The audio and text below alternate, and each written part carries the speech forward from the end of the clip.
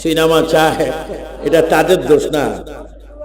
জামাত ইসলামের আমির আবুল আলা মওদুদী তিনি কিতাবে লিখেছেন, সিনেমা দেখলে জ্ঞান বাড়ে। কিতাবের নাম বলে দিচ্ছি, আমি ফাউল কথা বলার সুযোগ নাই, কারণ আমার কথা ক্যাসেট হয়, বিশ্ববাসী শুনে। মানুষ অচেতন থেকে এখন ডিজিটাল বাংলাদেশে সচেতন। কিতাবের নাম বলে দিচ্ছি, রাসায়েল ও মাসায়েল। তিনি বলেছেন মওদুদী সাহেব, কারণ তার ইসলাম যেমন তার বক্তব্য তেমন। আমি এটা আওয়ামী লীগকে খুশি করার জন্য বলছি না, আল্লাহকে খুশি করার জন্য বলছি। আমি কোটি পার্টির এজেন্ট নিয়ে আসিনি, মদিনার এজেন্টে শেষ করতে পারি না, আরেকটা এজেন্ট নেবে কোথায়? রাসায়েল ও মাসায়েলে এই মওদুদী সাহেব, আমরা পূর্ব পাকিস্তানে ছোট্টবেলায় বলতাম ঈসা মাসদি কদুদি, মৌলানা মওদুদী। এখন দেখি কদু হওয়া সুন্নত, মওদুদী মারাত্মক। তিনি কিতাব রাসায়েল ও মাসায়েলে লিখেছেন, সিনেমা দেখলে জ্ঞান বাড়ে। আর আল্লাহ বলছেন, ইন্নাস সালাতা তানহা আনিল ফাহশাই, যদি তুমি নামাজ পড়ো ফাহশাত থেকে, গুনাহ থেকে বিরত থাকে। যারা নামাজি তারা কি সিনেমা দেখতে পারে? তিনি আবার লিখেছেন রাসায়েল ও মাসায়েল কিতাবে, আমি যুগের যুগের এজিদের কথা বলছি, আমি কোন ইসলামিক লিডারের সমালোচনা করছি না। বাবা আমার লাঠিটা দিল। এই দেখেন তিনি কিতাবে লিখে গেছেন, আমি কেন তার কথা বলছি? ইমাম হুসাইনের বিরোধী ছিল এজিদ পার্টি, সুন্নিদের বিরোধী বর্তমান যারা, তাদের কথা না বললে এজিদ কিভাবে চিনবেন? যোগে যোগে বিভিন্ন নামে এজিদ ছিল, আছে, থাকবে। তাদের বিরুদ্ধে করতে হলে তাদের হাকিকত জানার প্রয়োজন আছে কিনা? মওদুদী সাহেব তার কিতাবে লিখেছেন, কোন একটি পাগলা কুকুর যদি কাউকে কামড়াতে আসে, কথাটা বুঝবেন, কোন একটি পাগল কুকুর যদি কোন ব্যক্তিকে কামড়াতে আসে, তার হাতে যদি উপস্থিত একটা লাঠি থাকে, ওই লাঠি দিয়ে হঠাৎ করে কুকুরের মাথায় আঘাত করে সে কুকুরের কামড়ানো থেকে বাঁচতে পারে। তাহলে কুকুর থেকে তাকে বাঁচার জন্য সহযোগী করলো কে? এক। টু, যদি কোনো মানুষ পিচল খায়, লাঠি যদি হাতে থাকে, হয়তো লাঠিতে ঠেস দিলেছে, আসার থেকে বাঁচতে পারে। এই দুই দিকে একটা লাঠি যদ্দূর একটা মানুষকে কুকুরের কামড় থেকে অথবা পিছল থেকে রক্ষা করেছেন, এতটুকু ক্ষমতাও নবীর নাই, এতটুকু ক্ষমতাও নাকি আমাদের নবীজির নাই। অথচ ইসলামের আমিন এরা হচ্ছে এজিদের উত্তর সূরি। জোরে বলেন ঠিক কিনা? আর একটু জোরে বলেন ঠিক কিনা? আমার নবীর ক্ষমতা কি এখনো আছে কিনা? দুই হাত করে বলে আছে কিনা? নবীকে এই ক্ষমতা দিয়ে রাখছেন কে? তিনি কি মরানা জিন্দা? এই কথা কেউ বুঝে না আসলে সুযোগ খুঁজবে আবু সুফিয়ান আল কাদেরী। ঠুস করো না, ঠুস। তোমার রাইফেল বন্দুক, তোমার ষড়যন্ত্রের ফিক্সার সহ জমিন বলবে, ও আম্মা বিনিয়ামাতি রাব্বিকা ফাহাদ্দিস, তুমি কেন মেরেছ? খোদাই আদালতে তোমাকে জবাব দিতে হবে। উচ্চ স্বরে বলো ঠিক কিনা? এজন্য খামোশ হয়ে যান। ইসলাম নানার বাড়ির আবদার না। ইসলাম ইসলাম করলেই যে তুমি একবারে বেহেশতে যাবে।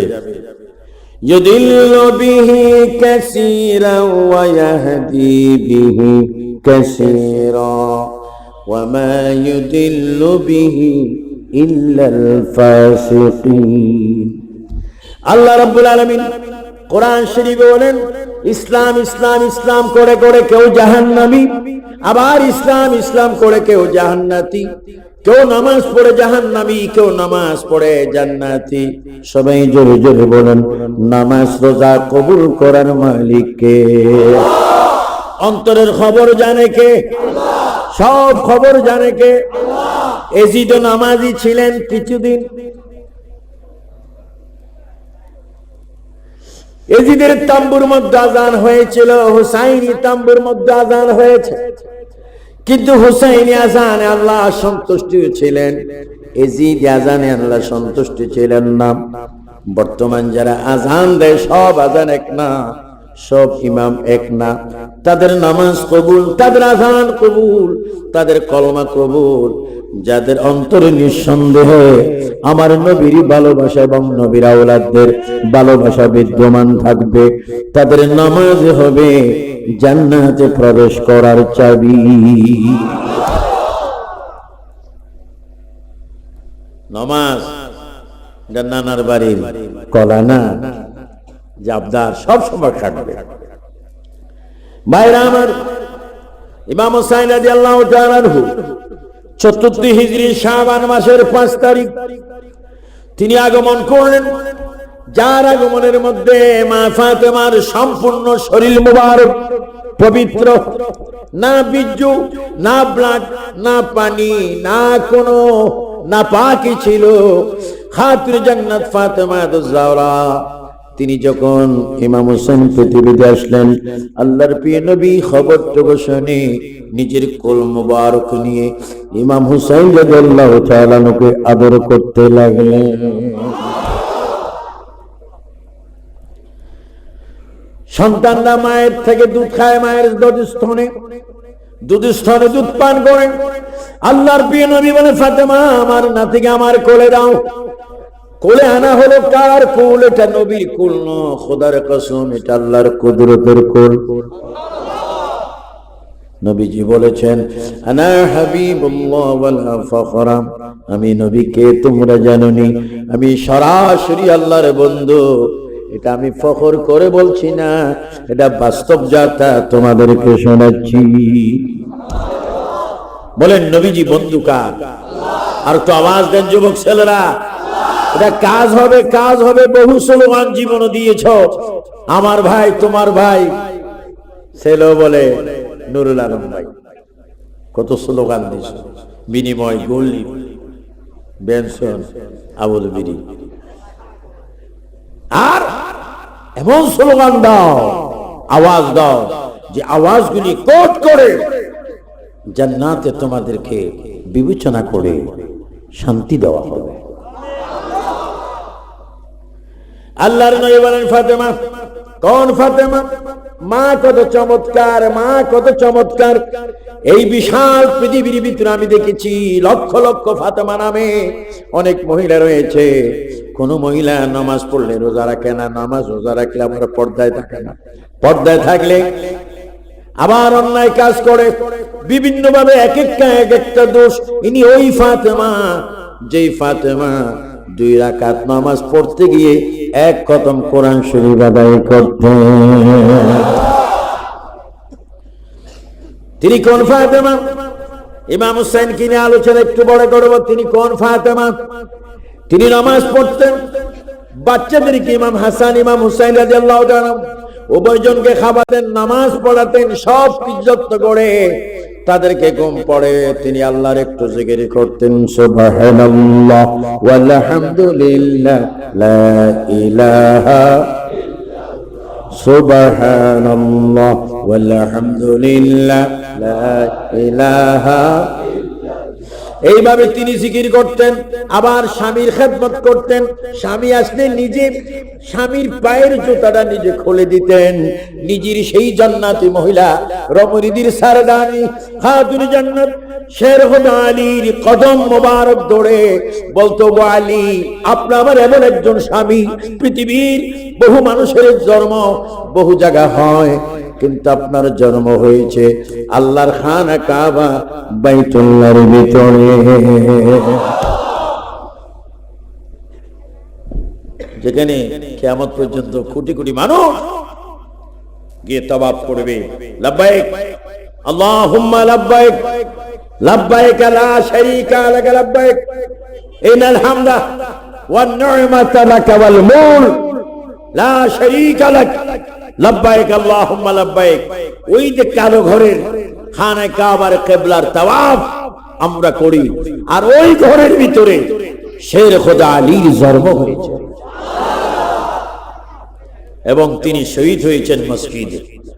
জন্ম হলো খানায়ে কাবার ভিতরে আর শহীদ হলো মসজিদ। সুবহানাল্লাহ বলবেন। কেমন বাবা, কেমন সন্তান, কেমন সন্তানের মা। তিনি নামাজ পড়তেন। দেখেন বাচ্চাদেরকে ঘুম পাড়ায় স্বামীর হক, স্বামীর খেদমত করে তিনি এবার নফল ইবাদতে লাগতেন। প্রথম রাকাতে 15 পারা শেষ, দ্বিতীয় রাকাতে সূরা নাস পড়ে প্রথম সিজদায় যখন গেলেন, মুয়াজ্জিন বলল আসসালাতু খায়রুম মিনান নাওম, আযান হয়ে গেল। খাতুন জান্নাত ফাতেমা নামাজের মধ্যে কাঁদতে শুরু করলো, আল্লাহ আল্লাহ আল্লাহ আল্লাহ, তুমি বুঝি ফাতেমার ইবাদতে সন্তুষ্ট নয়? হ্যাঁ মাবুদ, যদি সন্তুষ্ট হতে রাতটা আরো একটু লম্বা করে দিতে, আমি আবার 2 রাকাত নামাজ পড়তাম। তুমি কেন রাতটা ছোট করে দিলে? আল্লাহ, আমি যদি আরো সুযোগ পাইতাম আরো 2 রাকাত নামাজ পড়ে আরো খতম কোরআন শরীফ দিতাম। আমার অনেক মায়েরা আছে 10টা সূরা ভালো মতো জানে না, আর যারা জানে তো তাদেরকে আমি ধন্যবাদ। অনেকে কোরআন শরীফ পড়ে না, অনেকে বিয়ের দিন আত্মীয়তা করার সময় দেখে, বাবা মা তুমি কোরআন শরীফ পারো? তো ঘটক যিনি দাদি নানি শিক্ষা দেয়, এখান দিয়ে একটু ভালো মতো দেখো, বিয়েটা যেন হয়ে যায়। বিয়ের সময় কোরআন শরীফ যাচাই করা হয়। বিয়ে করে আনার পরে স্ত্রীকে একদিন জিজ্ঞাসা করেছো, তুমি কি কোরআন শরীফ পড়ো? তুমি কি ফজরের নামাজ পড়ো? জিজ্ঞাসা করবে স্ত্রীকে কেন? স্বামী তো 10টা বাজে। এগুলার নাম দিয়েছি আমি ঐতিহাসিক ব্যাককল স্বামী। কি কল? ব্যাককল। জোরে বলেন না কি কল? আমরা কি ব্যাককল হবো না আককল? আরো জোরে বলেন, আককলের ভিতরে নামাজ আছে কিনা? রোজা, হজ, যাকাত, কোরআন তেলাওয়াত, উচ্চ স্বরে বলেন মারহাবা। ব্যাককল বলাতে কি আপনারা গোসা হয়েছেন? কোরআন শরীফ পড়তেন। আল্লাহর প্রিয় নবী সরকার কায়নাতের মেয়ে, এত সুন্দর আদর্শের মেয়ে, তিনি কেমন মেয়ে? শাওয়াহিদুন নবুয়ত কিতাবে দেখি, আমি কারবালার মূল ঘটনাটা আমার লাস্টে আমি আপনাদেরকে বলে কিয়াম করে আজকে এখান থেকে বিদায় হব। এবং আর বেটা আল্লাহ তোকে দিবে, গরু জবা কর। 5টা গরুর ব্যবস্থা করেছেন পরের দিন, এখনো প্রতি বছর 10টা 12টা খাবার আল্লাহ কমায় নাই। বলেন রিজিক ব্যবস্থা করে দেওয়ার মালিক কে? তবে এবছর টান পড়লো, আগামী বছর টান পড়বে না, ইনশাআল্লাহ ব্যবস্থা হবে। যে হযরতে ফাতেমা তিনি কে? তার একজন সঙ্গী ছিলেন। এজন্য আমার যারা কলেজ, স্কুল, মাদ্রাসা, ইউনিভার্সিটি যারা পড়ো, তোমাদের কাছে আমার অনুরোধ, তোমরা ভালো বন্ধু বানাবে, সৎ বন্ধু বানাবে, সুন্নি বন্ধু বানাবে, যেন তোমার এই বয়স থেকে আয় হয়, সওয়াব হয়, নেক হয়। তুমি যেন সন্ত্রাসী না হও, চাঁদাবাজি না হও, জঙ্গিবাদী না হও, বোমাবাজি না হও। তুমি যেন মদ, ইয়াবা, বাবা, মদ, গাঁজা না খাও। তুমি যেন শরবত খাও। তুমি যেন দুরূদ শরীফ পড়ো। তোমার মৃত্যুর সময় যেন আমার নবী হাজির হয়ে যায়। বলো আমরা সৎ হবার জন্য ইচ্ছা আছে কিনা? একটা কথা আছে, সৎ সঙ্গে অসৎ সঙ্গে। তোমরা কি স্বর্গবাস চাও না সর্বনাশ চাও? ভাই আমার, খাতুনে জান্নাত ফাতেমা তুজা, কিতাবের নাম শাওয়াহিদুন নবুওয়াত।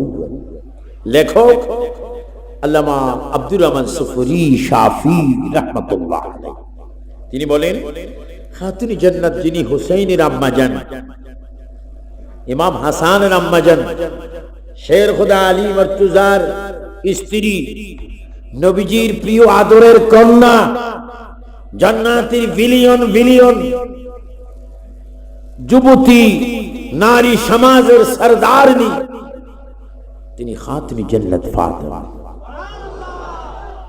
তিনি আমাদের এই এলাকায় অঞ্চলে অনেক বিধর্মীয় আছে না, জোরে বলুন না, আছে না? হযরতে ফাতেমার সাথে এক ইহুদি জমিদার ধনী মেয়ের সাথে বান্ধবী ছিল। কেউ কাউকে মারা ইসলামে হারাম, বান্ধবী ছিল। আল্লাহু আকবার। সেই বান্ধবী কসিদ থেকে উপযুক্ত হলো। ইহুদি বান্ধবী বিয়ে ঠিক করলেন আরব ইহুদির সাথে, দাওয়াত দিলেন। অনেক লম্বা, শর্ট করতেছি। মাকে ইহুদি সমস্ত মদিনার আরবের বড় বড় ধনী লোকগুলো কি দাওয়াত দিলেন মেয়ের বিয়েতে। মেয়ের বিয়ে ঠিক হলো। মেয়ের কাছে এসে বাবা গৌরবের সহিত ডাক দিলেন, মা তুমি উপযুক্ত হয়েছে বলে আমার উপর দায়িত্ব তোমাকে বিয়ে দেওয়া। আমি তোমার জন্য বিয়ে ঠিক করেছি। অসংখ্য ধনী রাজা, রাজপুত্র, রাজকন্যাদেরকে দাওয়াত করেছি তোমার বিয়েতে আসার জন্য। মেয়েটি বাবার কথা শুনে হু হু করে কেঁদে দিলেন। ইহুদি বললেন, মা তুমি কাঁদছো কেন? তোমার জন্য কোটি কোটি দিরহাম রিয়াল খরচ করব। তোমার যেখানে আনন্দ হওয়ার কথা, ফুর্তি করার কথা, তুমি এত জোরালো ভাবে তুমি কেঁদে দিয়েছো, আমার মনটা ভেঙে গেল। মাগো তোমার কান্দার কারণ কি তুমি আমাকে বলো। ওই মেয়েটিকে দেখে বলে, আব্বাজান অসংখ্য মেহমান দাওয়াত দিয়েছেন, আমি খুশি হতে পারলাম না, কারণ আমার একজন বড় বন্ধু মেহমান রয়েছে, তাকে তো এখনো দাওয়াত করা হয়নি। ইহুদি বলল, তোমার মেহমানের নাম কি? মেহমানের বাবার নাম কি? মেহমানের ঠিকানা কি? ভিলেজ কি? গ্রাম কি? বলো, আমি দাওয়াত দেব। ওই মেয়েটি আবার পুনরায় কেঁদে কেঁদে বলে, আব্বা আমার মেহমানের নাম যদি শোনেন হয়তো আপনি আমাকে আপনার ঘর থেকে আমাকে বাইর করে দিবেন। এই জন্য আমার মেহমানের নাম আমি গোপন রাখতে হবে। আমি ওয়াদা দিলাম তোমার মেহমান যে হোক না কেন তুমি যদি আনতে পারো তোমার অভিভাবকের পক্ষ থেকে কোন রকমের নিষেধ থাকবে না। বলো মা তোমার মেহমানের বাবার নাম কি? আমার মেহমানের বাবার নাম মুহাম্মাদুর রাসূলুল্লাহ। আল্লাহু আকবার বলেন, আর একটু জোরে। মেহমানের বাবার নাম একটু জোরে বলেন না, আর কলমা শরীফ পড়েন না। মুহাম্মাদুর, মেহমানের বাবার নাম মুহাম্মাদুর। মা তোমার মেহমানের নাম কি? আমার মেহমানের নাম খাতুনে জান্নাত ফাতেমা। ইহুদি কাঁপতে লাগলেন, কাঁপতে লাগলেন। কি মেহমান, কি মেহমানের বাবা! আমার মেয়ের কত বড় সাহস! মুহাম্মদ রাসূলুল্লাহর মেয়ের সাথে তার বন্ধুত্ব, এটা তো আমি কল্পনাই করতে পারি না। মা তুমি কি তোমার মেহমান কাঁদতে পারবে?